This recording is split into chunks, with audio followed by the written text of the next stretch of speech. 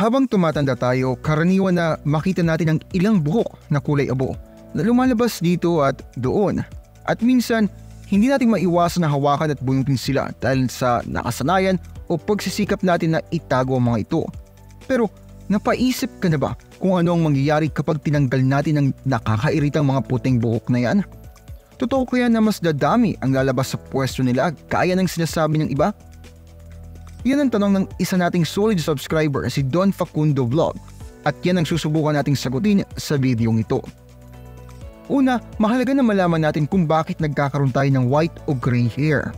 Nagiging gray ang buhok kapag tumitigil ang pigment cells sa hair follicles sa pag-produce naman ng melanin na nagbibigay naman ng kulay sa ating mga buhok.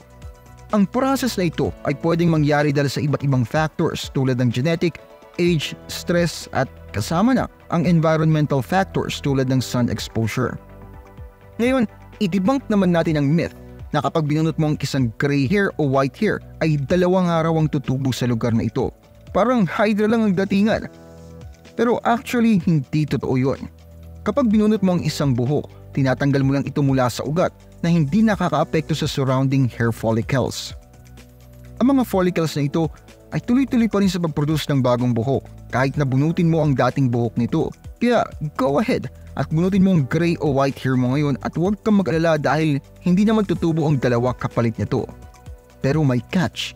Kapag paulit-ulit mong binunot ang mga gray hairs, pwedeng mong madamage ang hair follicle over time. Ang damage na ito ay pwedeng mag-lead sa mas manipis, mas humina ang pagtubo ulit at sa extreme cases, pigilan ang buhok mo na tumubo muli. Ouch! Ibig sabihin, hindi ideal ang excessive blocking para sa health ng hair mo. Kaya, kung hindi ang pagtanggal ang dapat gawin, papaano natin haharapin ang dumaraming gray hair sa kasabay ng edad? Well, isang way ay ang pagyakap dito dahil ito ay isang natural way of life. O hindi naman kaya ay hulayan mo na lang. O kaya naman pwede kang sumubok ng mga herbal na gamot na nagsasabing maibabalik ang kulay ng buhok.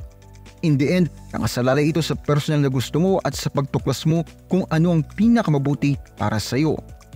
Worth mentioning din na may ilang mga tao na naniniwala na ang ilang kakulangan sa nutrisyon, hormonal imbalances o medical conditions ay pwedeng mag-contribute sa premature gray hair. Pero wala namang concrete evidence na sumusuporta sa mga claims na ito.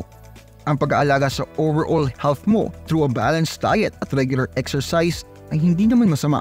Plus, ang pagbawas ng stress levels ay makakatulong din sa pag-promote ng healthier hair growth. So, in conclusion, hindi magkukos ng bigla ang pagdami ng gray hair ang pagbunot nito. Pero ang madalas na pagtanggal ay pwedeng ma-damage ang hair follicle na mag-lead naman sa thinner o absent regrowth.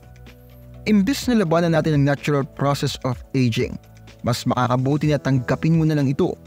Tandaan, ang confidence at self-comfort ay ang susi.